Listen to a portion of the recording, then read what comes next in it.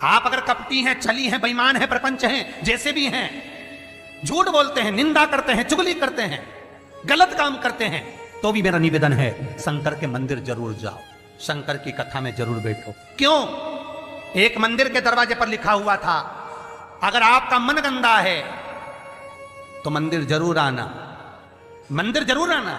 किसी ने पूछा, गुरुदेव ये मंदिर के दरवाजे पर लिखा है कि मन गंदा है तो मंदिर जरूर जाओ, उसका कारण क्या है? हमने कहा कारण केवल इतना सा है, बच्चा नाली में गिरता है, बच्चा धूल में गिरता है, बच्चा रज में गिरता है, बच्चा कीचड़ में गिरता है तो पड़ोसी साफ नहीं करता। उस बच्चे को अगर गंदगी हो गई है, बच्चे गंदगी में आ गया तो उसको कोई पड़ोसी साफ नहीं करेगा, उसको कोई पड़ोसन साफ नहीं करेगी, उसको देवरानी जेठानी साफ नहीं करेगी।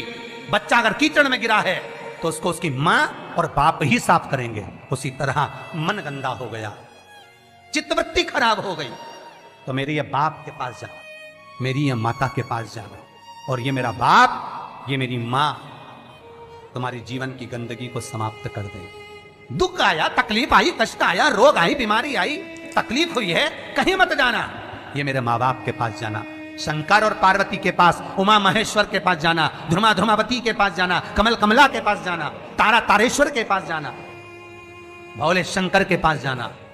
जब मेरा शंभु मिलेगा तो ये सारी गंदगियां मिटा देगा, रोग समाप्त। अकाल मृत्यु वो मरे जो काम करे चंडाल का, काल उसका क्या बिगाड़े जो भक्त हो महाकाल का। वो देगा, छप्पर फाड़ कर देगा। फिर निवेदन करूंगा, जितने कथा करवाए हैं, जितने कथा सुन रहे हैं और जितने पुण्य स्मरण दान स्मरण आदि कर रहे हैं, लिख कर रखो तारीख कि तुमने जो दान पुण्य करा है, तुमने जो ये 300 वर्ष में पढ़ने वाली इस श्रावण के महीने में तुमने जो कथा सुनी है, अगला श्रावण आए तुम बताना जरूर कि कितना पुण्य मिला है, कितना फल मिला, कितना लाभ हुआ, कितना धन कमाया, कितना वैभव कमाया। तुमने तो केवल कुबेरेश्वर महादेव के लिए दिया, तुमने तो केवल वृद्धाश्रम के लिए दिया, तुमने तो केवल गौशाला के लिए दिया, पर उसका पुण्य तुमने कितना कमाया, उसका लाभ कितना मिला। और मुझे बताना जरूर, फोन करके व्हाट्सएप पे लिखकर भेजना कि हमने जो करा था अगले साल यही तारीख, यही श्रावण का महीना, फिर याद कर कर बता कि मिला कि नहीं मिला, 4 गुना हुआ कि नहीं हुआ। वो शिव है, शिव शंकर है, वो तो मंदिर के बाहर निकलने वालों को तार देता है साहब, मंदिर के बाहर निकलने वालों। कितना सुंदर है। एक चरित्र आता है लिंग पुराण के अंतर्गत, एक सेठ मर गया, बड़ा कंजूसड़ा था, बहुत कंजूस, कभी जिंदगी में ना दान करा, ना पुण्य करा, ना सत्कर्म करा, ना भजन करा, ना कीर्तन करा। मंदिर की जगह को भी अपना बना लिया, सारी जगहों को घेर कर अपना बनाया, बावड़ी तालाब कुएं का पानी अपनी जमीन पर ले जाता। बहुत लालची था, बहुत लोभी, बहुत लोभी।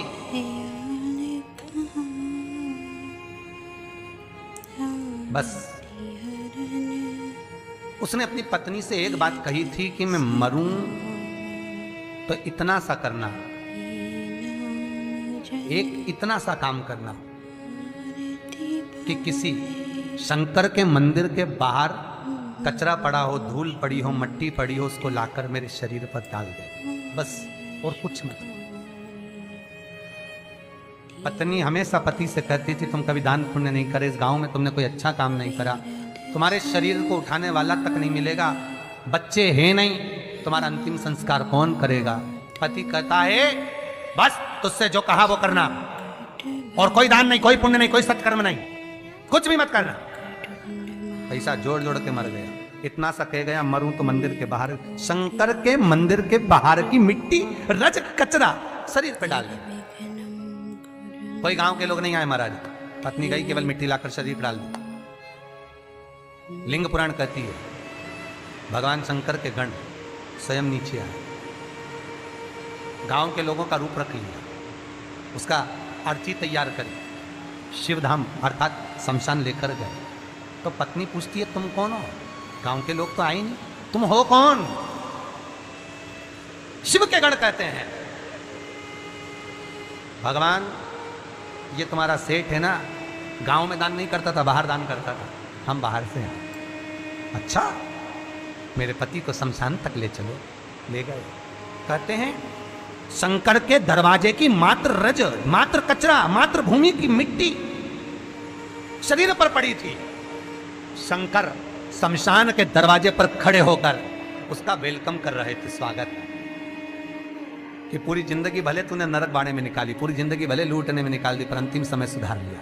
अंतिम समय को सुधारने का भी एक क्रम हमारे शास्त्र कितनी सुंदर बात कहता है महाराज, कितनी सुंदर बात। 3 धनभागी हैं, 3 धनभागी हैं। पहले नंबर पर भीष्म पितामह, जो भगवान कृष्ण के दर्शन करे, जिन्होंने भगवान कृष्ण का बचपन से लेकर जवानी तक का दर्शन करा।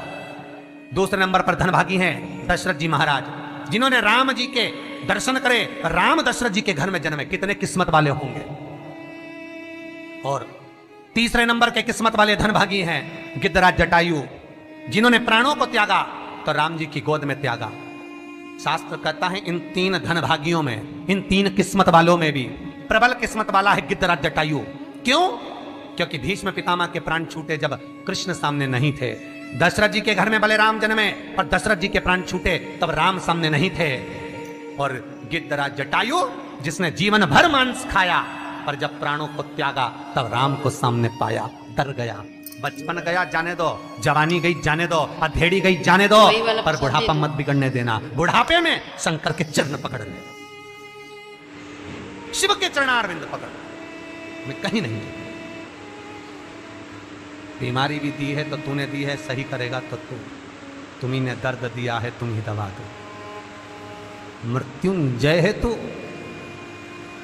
जगत का भोलानाथ है तू, सबसे ऊंचा तू ही बैठता। जहां दुनिया समाप्त हो जाती है वहां से तेरी शुरुआत होती है। लोगों का जहां एंड होता है शमशान, वहां से वो शुरू होता है। जहां दुनिया का एंड है वहां से तू शुरू है। तो तू साधारण नहीं हो सकता भोलेनाथ। अगर मेरे चरण में कष्ट आया है तो तू सही करेगा, मुझे विश्वास है। भरोसा रखना। रोज शंकर के मंदिर के दरवाजे पर बैठकर शंकर पर 5 बेलपत्र चढ़ाकर, 1 बेलपत्र उठाकर चबा चबा के उसके ही दरवाजे पर खा, घुटने भी सही कर देगा, शरीर भी करेगा। बस उस पर विश्वास,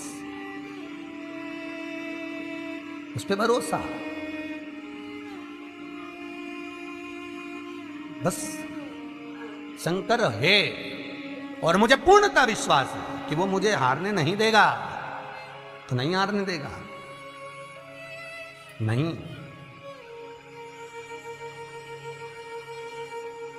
वो जीतने का लक्ष्य तत्व शिव ही दे सकता है, दूसरा नहीं। शंकर के सिवा कोई नहीं हो सकता महाराज।